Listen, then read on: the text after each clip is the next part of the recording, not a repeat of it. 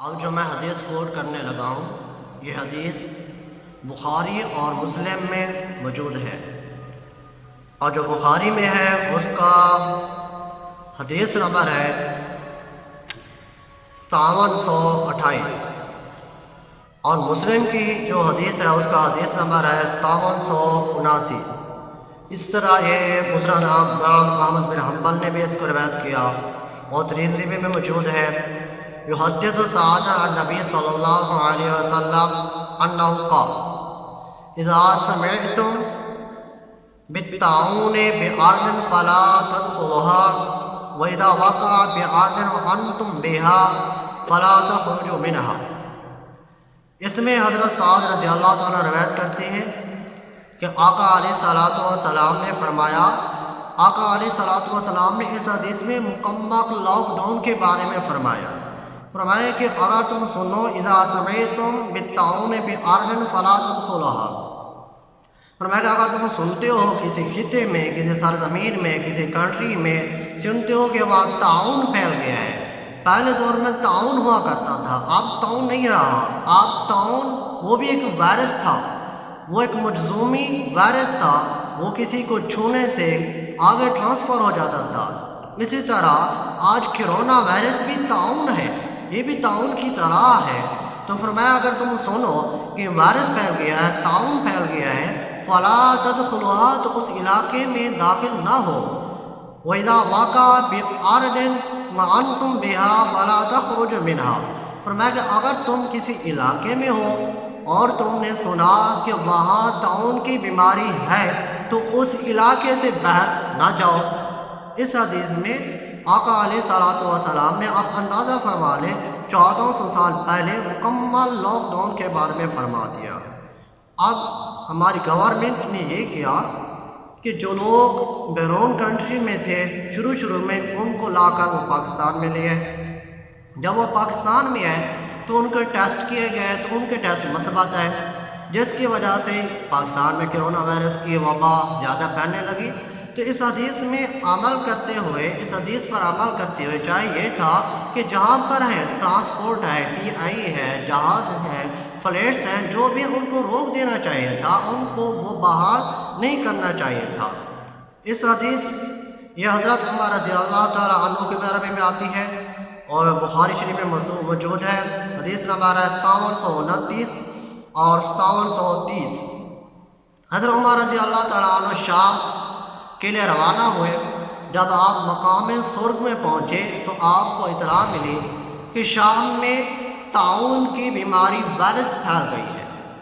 تو حضرت عبد الرحمن بن عوف نے یہ الفاظ پڑھے اور کہا اذا سمعتم بالطاعون بأرض فلا تدخلوها واذا وقع بأرض وانتم بها فلا تخرجوا منها، جب تم سنو کہ کہیں طاعون کی بیماری وائرس پھیل گئی ہے تو اس علاقے میں نہ جاؤ، اور جب تم سنو کہ جہاں تم رہ رہے ہو اس میں بیماری پھیل گئی ہے تو اس علاقے سے بھی باہر نہ جاؤ۔ تو حضرت عمر رضی اللہ تعالیٰ عنہ واپس آ گئے۔ اور اسی طرح مسند امام احمد بن حنبل میں حدیث موجود ہے، اور حدیث نمبر ہے 7804 7804۔ عن جابر بن عبداللہ الانصاری یقول قال رسول صلی اللہ علیہ وسلم الفار من الطاعون کالفار من الذہب۔ اب اندازہ کریں آقا علیہ الصلوۃ والسلام طاعون سے بھاگنے کو نہیں کہا، فرمایا کہ جہاں تم ہو وہاں رک جاؤ۔ فرمایا الفار من الطاعون کالفار من الذہب، کہ طاعون سے بھاگنے والا ایسا سمجھو کہ وہ جنگ سے بھاگنے والا ہے، جیسا کوئی جنگ سے پیٹھ دے کر بھاگ جاتا ہے اور کوئی طاعون سے بھاگتا ہے، وہ بھی اس کی مثل ہے۔ وَصَابِرٌ فِيهِ كَصَابِرِ فِي الزَّحْفِ، اور کوئی صبر کے ساتھ رہتا ہے تو وہ بھی اس کی مثل ہے جو جنگ میں صبر کرتا ہے۔ اس حدیث کو حضرت عائشہ نے بھی روایت کیا، اور وہ حدیث نمبر ہے 7805 7805۔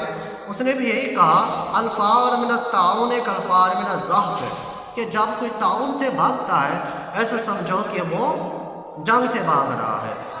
مسند امام احمد بن حنبل میں اور بھی حدیث موجود ہے۔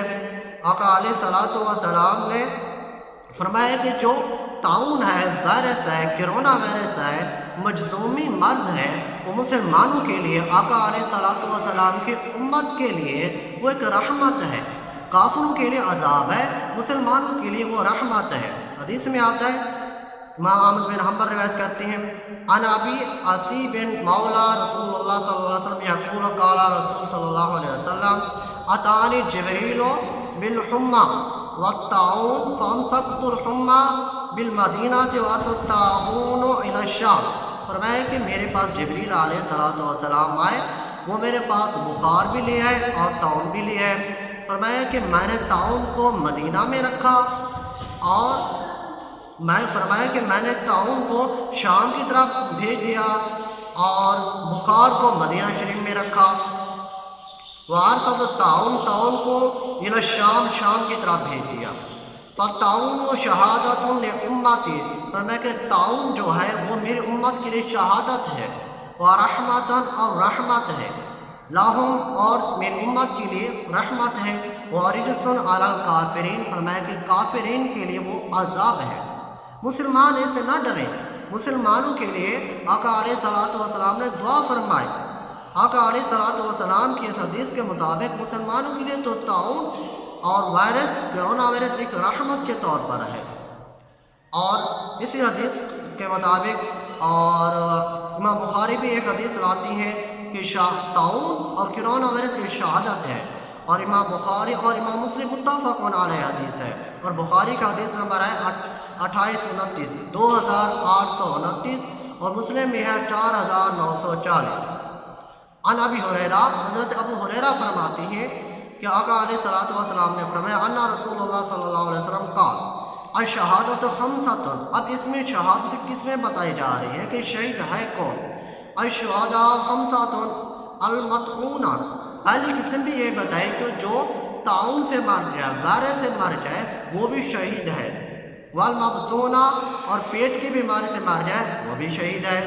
والغرق، اور کوئی غرق ہو گیا، پانی میں غرق ہو گیا، دریا میں ڈوب گیا، سمندر میں ڈوب گیا، نہر میں ڈوب گیا، فرمایا کہ وہ بھی شہید ہے۔ وصاحب الحدم، اور جو صاحب حدم ہے وہ بھی فرمایا کہ وہ بھی شہید ہے۔ وشہید فی سبیل اللہ، اور جو اللہ کے راستے میں مارا جائے وہ بھی شہید ہے۔ یاد رکھیں شہادت کی دو قسمیں ہوتی ہیں، ایک شہید حکمی ہوتا ہے اور دوسرا شہید حکمی اور شہید حقیقی۔